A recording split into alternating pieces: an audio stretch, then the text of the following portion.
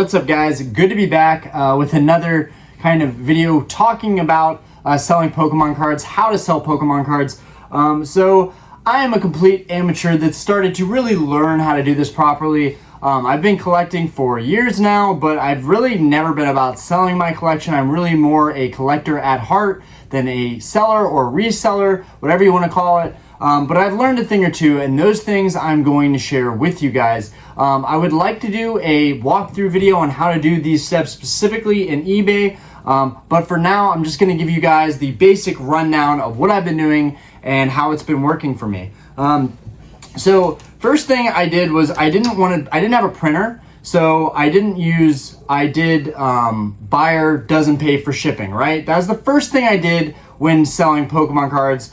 Buyer doesn't pay for shipping. I thought that was nice. Plus, also that gave me the leverage to have options. I could go anywhere I wanted to ship stuff out. If USPS's printers were down or their scanner were down or anything was not working properly, I could go to UPS or I could go to FedEx. I have options by giving buyers free shipping, and then I have to figure out the shipping. And I was also using Mercari. Mostly, that's a platform that I feel like a lot of people don't use or know about, but Mercari is a fantastic place to be a seller on, as well as to buy things on. I've had really only good experiences on there, but I will say there isn't as large of an audience. So my wife had been telling me for a long time, and I kind of been ignoring her because I was more of a buyer on eBay, right? I didn't want to be a seller on eBay because when I was trying to offer people for certain things, I didn't want them to see that I was selling some of those things too, because then they might say, no, you're clearly a reseller, I don't want to deal with you. I've kind of learned that really doesn't matter.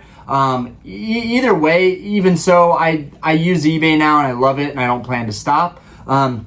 But my wife kind of convinced me to get on eBay. I was against it because of the competitive nature of eBay, the vast audience that you have on eBay of people that are bidding and offering. I didn't want to get spammed with messages every day. I knew as a buyer, I would send multiple sellers messages every day. I would wait for them to respond back. Sometimes they would respond too late and I would have already bought something. It was just a lot of noise in that department as far as selling goes, and I just realized if I was going to use eBay, I was not going to do buy it now or offer up because I didn't want to deal with back and forth, and I also didn't want to have a miscommunication or have someone kind of communicate something to me or try to get an offer and then feel that I was being disrespectful or rude, counter offering or telling them I'm sorry, I just can't go that low on this item. I just didn't want to go through all of that. So the thing that eBay has that Mercari doesn't, and I hope this changes at some point, I hope Mercari gets a big enough audience where they can go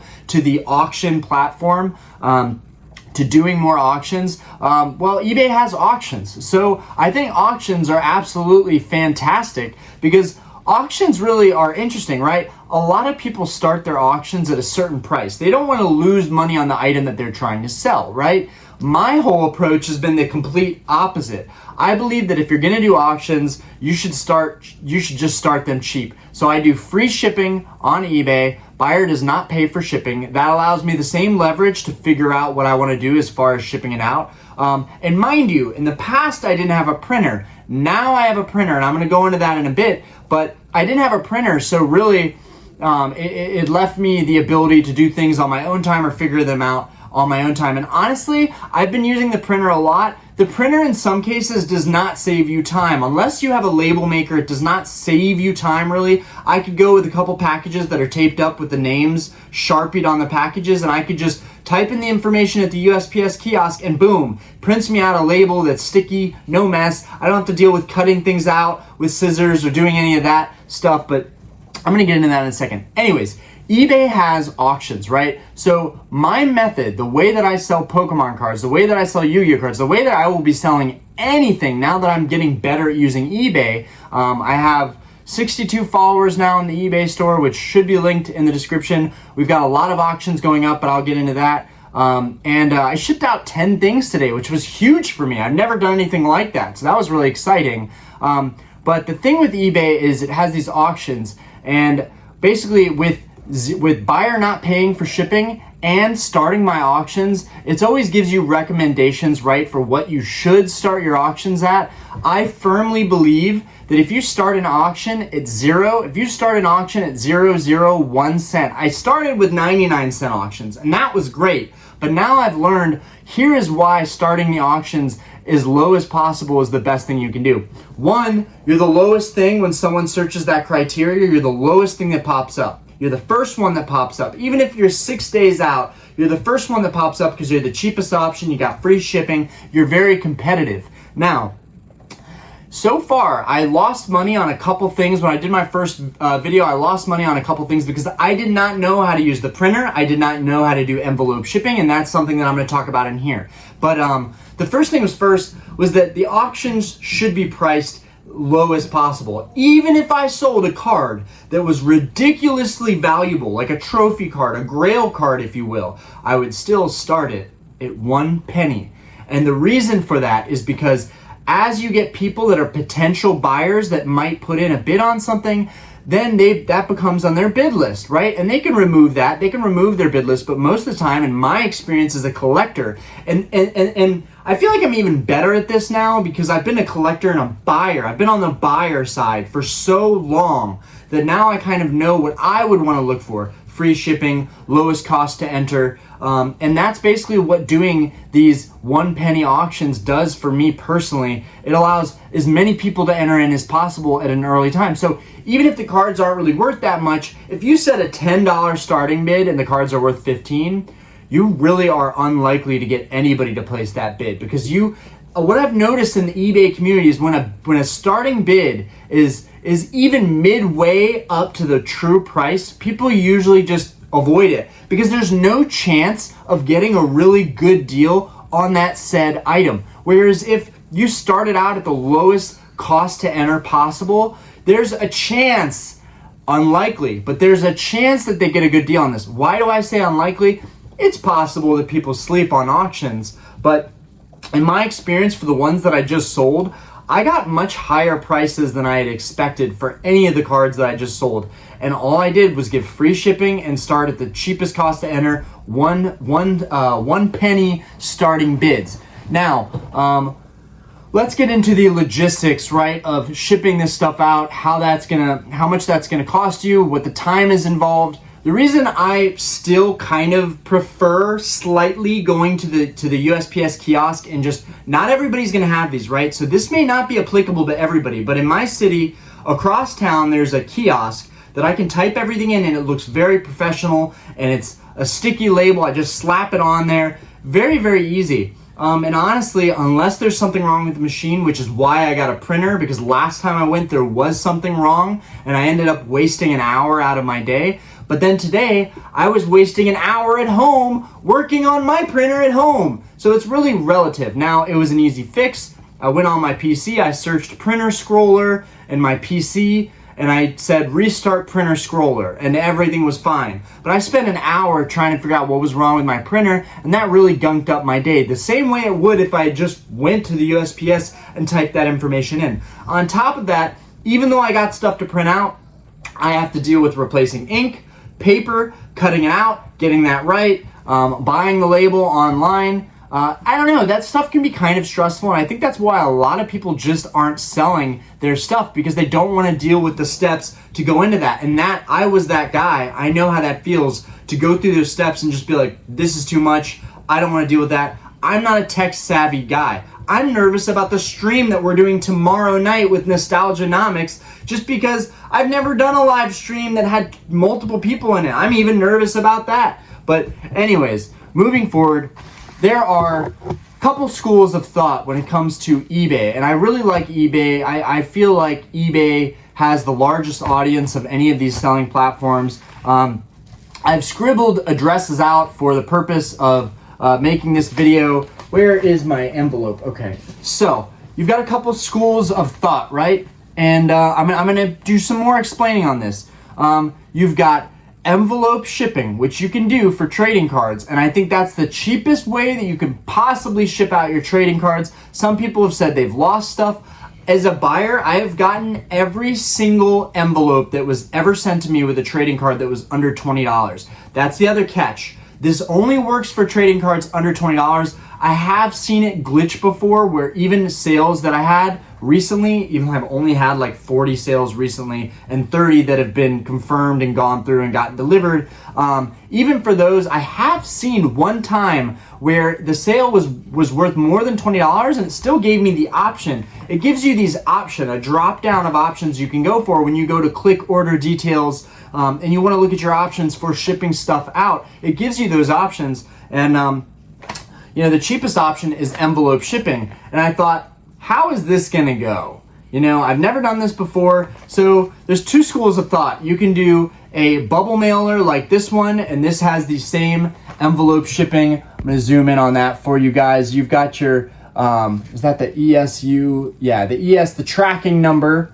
which this tracking number does not update by scanning. This tracking number updates by going through the system, and as it's going through the sorting facility, it picks up those numbers, and usually it's late, but you know, hopefully, you know, your buyers will be trustworthy people. I haven't had any issues yet with it, but I also have just started using these, so I don't know how that's going to go long term. But there's two schools of thought. You can go with the envelope, and if you have a label printer, you can just pat it on there, and that's the best scenario. But there was a lot of people online in these eBay community forums that have talked about, if you use these, you are going to lose money, you're going to lose sales, there's stuff is going to get lost, stuff is going to get returned, and you're just going to lose track of it. And there's people who have talked about if you are taping over a label. So this is a great example. This label right here was not, it is not an actual label. This was taped on here. So as far as I'm concerned, for boxes and thicker bubble mailers with padding, you can tape on a label. It's not an issue at all. It's totally separate from these sorting machines that these envelopes fly through, you know, hundreds of envelopes, you know, very high speeds. So the issue with having these envelopes that are non-stick labels is that you are going to have to take your scissors, you're going to have to cut this thing and cut it into the right, because it'll print out of your printer in a larger sheet, right? And you're gonna have to cut that out and make sure it's the right format. Also on eBay, it asks for, you're gonna need a scale, because then you don't want any issues when it's shipping out. You're gonna need a small scale. I have scales just for weighing out Pokemon card packs for the older packs to make sure they're the right weight from what I bought them for. But you're gonna need a scale so that you can weigh out your package and your contents together so that that's proper weight. Now, I don't really think it matters that much. I don't think anything's gonna happen if it's slightly off, but it also asks for the dimensions. And it's kind of confusing to me personally because it doesn't say length, width, height. It doesn't say that on eBay. At least on my PC, it doesn't say that. It just has 3 boxes. So for anybody wondering, because I didn't have anybody to tell me, I'd figured this out on my own. For anybody wondering, the first box is length. The second box is your height, which will typically, if you're doing bubble mailer, you just make that 1 inch. If you're doing envelope, it can just be 0. And then the third box will be for your width. You've got your length first, your width last, and in the middle, you've got your height. Okay, that's sorted. Now, to ship with an envelope using this envelope label, it's 60 cents. Now, if you're using the bubble mailer, it is also, I believe it's also 60 cents. I believe you can actually slap this. Oh, no. Actually, I actually don't know, because this is eBay standard envelope, but it has the padded bubble mailer on here, which means I think it still went through the mail system. It's actually confusing. I just pulled this out as something to reference, but honestly, if you're using the eBay envelope, I would just be on the safer side and maybe use it on a regular envelope. Maybe somebody in the comments section can answer how this one got through with a padded thing. You know, there is a chance that maybe you get the eBay envelope, but then you leave it on the counter and it just gets picked up by the sorting facility. I don't entirely know how that works. This is just a run through of what I've learned so far. Then there's the other school of thought, the entirely different school of thought with just your regular tracking label, which eBay will still beat any costs around town for that. I pay $5 to $6 typically for tracking labels for my boxes or bubble mailer that's going out. eBay usually does $3 to $4 max on this stuff, unless it's a little weightier, usually $5 to $6. But this is the other school of thought where you have a completely different style label. As you guys can see, they're totally different. This is an envelope label. This is a tracking label with proper, legitimate tracking that is updated periodically and accurate. Now, these I think can still be accurate. Unfortunately with these, usually they update way later. Even if the package gets delivered, it might not update for another day or two. So you have a lot of fraudulent activity and people that are trying to scam other people in the hobby, thinking that stuff isn't going to get updated. And that's just wrong. I don't worry about it too much because honestly, I'm just trying to build a reputation as a seller. I'm not really worried about stuff getting delivered or not. I just want people to be happy with what they got, one. Two, I want to make sure that those contents that I'm shipping out are absolutely protected. It should be, if you're doing a thick lot of cards, maybe you should have it in a bubble mailer, and just wrapped up. I understand that if you're doing a lot of cards, you're not going to be able to top load and sleeve every single one of those cards. I mean, how archaic, how crazy would it be if you've got $10 of cards, you've got a big stack of bulk you're trying to give, and you're sleeving and top loading every single one. Now that is proper. In the ideal world, you would do that. But even in stuff I've shipped out recently, stacks of like kind of bulk hollow cards, I'm stacking them, I'm putting them in a team bag, which is this guy right here, kind of a sleeve that has a sealed tape on it. But basically, you want to go sleeve, you want to put your Pokemon card in your sleeve like so, okay? And there are so many ways to do this. So many people have talked about this. You can be extremely cautious, and you can take all the measures to make sure it's protected and have masking tape, pull tabs, and you can do very nifty little things. But I'm just showing you guys the basics of what most people are going to do. If it's a valuable card, this is a must. This is a must if it's a valuable card. Honestly, if it's a bulk lot under $20 or near $20, $30, and the cards aren't that valuable, or there's a lot of them, or it's just single cards that aren't that valuable, like this trainer card right here, this bulk trainer card, I don't think this is necessary, and there are other ways you can go about this. At the very least, maybe if it's just one card in a sleeve between cardboard. If you can't afford top loaders, I'm gonna be the person to say this. Top loaders are not cheap. Top loaders are not cheap. Magnetic card holders are not cheap. It all adds up. So anyways, if it's a valuable card, you want to do your buyer the service, because you got to remember now, this is not your card anymore. Once you've sold these cards, they are no longer yours. So you need to do the due diligence. You need to protect them at all costs. You need to get it to your buyer safe and sound. Now, that can be difficult to do when you're only using envelopes. And I think people should know this, that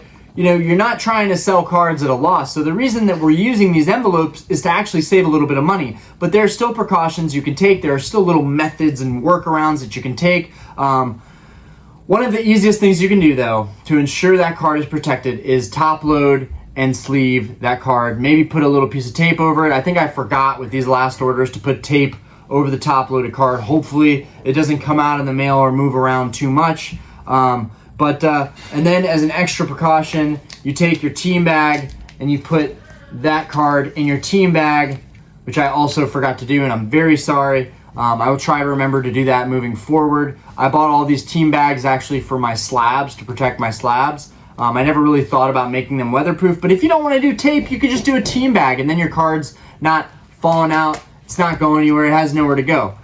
Anyways, those are kind of the methods you need to take if you're shipping these cards out. But as far as using bubble mailer, I think a lot of people are going to use bubble mailer. It's easy to store, it's cheap to buy in bulk. I think boxes are kind of the tried and true best protection you're going to get, is using a rigid box. I don't care what anybody says. A rigid box is the best protection, but for me, in a lot of those cases, unless it's $100 or $200, it's highly unlikely that I'm going to use a box. Just because there's shipping costs and the fees, all that stuff eats into your total cost. And also for all of my auctions, because of my mom needing a new kidney, I thought it was fitting for all of my auctions to go to the Kidney Foundation, 10%. So you've got 10% going out to the Kidney Foundation. For me personally, you've got eBay seller fees, which is a big chunk, and you've got shipping, which I also cover. So I'm taking 3 hits before something even gets out to somebody. I'm taking 3 hits on that cost selling the stuff. But luckily, things have been on the up and up. I'm starting to actually get what I need for these cards. I'm really happy about that, and that's what got me excited to make this video. I also think it matters how many sales you have. My first couple sales, it was hard to get bidders on those auctions, but now that I've had 30 sales and I have all my buyer feedback from being a buyer for a long time, I think it's starting to really build on itself, and it's getting very easy to just put this stuff up for auction and then people are bidding on it. Also, if you're building a following, you want to communicate. If your buyers are communicating with you, don't ignore them. You want to reach back out to them if you can. If you're very busy, you don't have time, I guess I can kind of understand ignoring them. But for the most part, you want to have really good communication, because if they're reaching out to you and they know that they can communicate with you, that puts them at ease. Certainly put me at ease and at peace when I was buying stuff. And then also, if you're building that relationship and you're building that rapport, it may help you build a following on eBay as well, which now you have followers, which means they're getting notified or they're following you so they can check in on you and see what you're listing it for auction. And it's kind of, the growth, in my opinion, is kind of exponential. As you're building a following, you got your YouTube, you got your eBay, people are following you, they trust you, you're a trusted collector. You had 20 followers last week. This week you have 40. In my case, this week I have 62. Now you have 62 people that are on board watching what you're selling, interested in what you're selling, and that's competition. And so eBay is a very competitive environment, and that can be a deterrent for some people. I know for me, initially it was a deterrent on selling on there, but now I'm just realizing you only need 1% of a market to make any money in that market, to get your piece out of that market. You only need 1%. And eBay is so vast, and the card collecting world is so vast, that you may have an auction that nobody else has, and that allows people to bid on your auction and be, following you and want more out of what you're selling, because it's a massive market and you only need a small piece of it. That's my whole point there. Maybe not the best. Anyways, I think that's basically covered everything. I do want to go over the costs of these envelope labels that you're going to buy. There's I think a 50-cent auction or a 60-cent option, not auction. 50-cent option or 60-cent option. Then I think it jumps to like 70 or 83 cents. And then I think it jumps to about $1.08. This one says $1.08. Just so you guys can see that right there. It actually shows how much that postage was, $1.08. And then for stuff like this, it's pretty much standard $3.50, $3.70, somewhere in that area. It's usually never any cheaper than that. And then it'll jump as you're putting in your weight in ounces. It will jump up from there, and if it's in pounds, it'll really spike up from there. This is why I haven't listed any consoles of mine yet. Like, I have a couple duplicate consoles, but I'm hesitant to list them because of the weights. I'm worried that's going to be costly to ship out, and it just doesn't make a whole lot of sense. I think the console market is a great market to be buying in. I don't think it's a great market to be selling in, but that's for a whole nother story. The card market is so fantastic as a seller because the cards are so cheap. It's so cheap and easy to sell this stuff and ship it out, which makes it really viable as a second income, as a side hustle. I know on Mercari, I've done about 15,000 on Mercari in the last year and a half. Maybe it's been almost 2 years now. So I just average that to like $7-8 grand a year, whatever. I've barely been selling stuff on Mercari. I've been so busy building my YouTube channel that I just never really thought about selling my stuff. But recently, I've talked more and been transparent about my collecting addiction and, you know, how that's taken over financially, you know, a hold of my money, and it feels like it was out of control for a bit. And now I have almost no debt. I have like $1,000 left I need to pay off. Almost no debt. I'm shipping stuff out. I'm getting money in every other day. It feels very healthy, and that weight being lifted has allowed me to enjoy making these videos and also learning about running a business and selling on eBay. I think I was very lazy with Mercari. I wanted to just set a price, and if somebody offered, great. If not, whatever. I don't care. I don't need the money. eBay auctions is a lot more proactive. If you're trying to make money now, and I will note, when you start selling on eBay, they are going to hold your funds for a couple of weeks. I just started getting paid. I have like $400 or $500 on there now, but I'm just starting to get paid for the stuff that's been on hold. So that's kind of annoying, but I also understand it. As a new seller, they kind of want to vet you. They want to make sure you're all good to go. But anyways, also when you are selling stuff, maybe throw a couple cards in there, just throw some bulk cards in there, do something to spice it up for the people buying from you. I will admit, in the last sales I did, I might not have thrown in extras on everything because honestly, I was a little bit discombobulated trying to figure out how to ship all the stuff out and the logistics. So I was a little stressed out, especially today shipping out 10 items. I was a little bit stressed out and anxiety ridden about the whole process. But now that I've done it and fixed my printer, I'm like, you can do this, Orion. Just keep moving forward, trust the process. And that's my message for you guys. If it's not working initially, if you feel like it's a failure initially, don't give up just yet. Trust the process, keep working with it, because eventually it will work out. And honestly, it's very user-friendly. I don't think that the interface is as user-friendly on eBay as it is on Mercari. Personally, I like Mercari a little bit more, but eBay has the auction, so I'm sticking with that. Anyways, guys, that's my video. That's a wrap.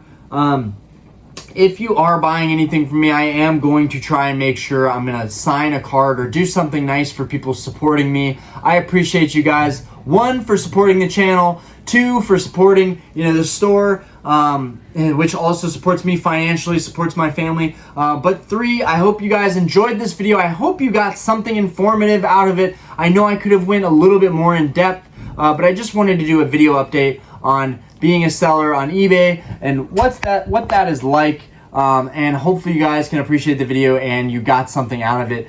It's very easy. If you have a large Pokemon collection and you're on the fence about selling your cards, or you have a large, you know, Disney collection, or, you know, Yu-Gi-Oh cards, whatever it is, Magic the Gathering, whatever it is, Digimon, there are so many TCGs out there. If you have a large collection, you're on the fence because you're worried about shipping this stuff out, just know that anybody can do it. If I can do it, if somebody that is very technologically not savvy can do it, then you can do it too. Anyways, guys, peace out. I hope you guys enjoyed the video. Bye.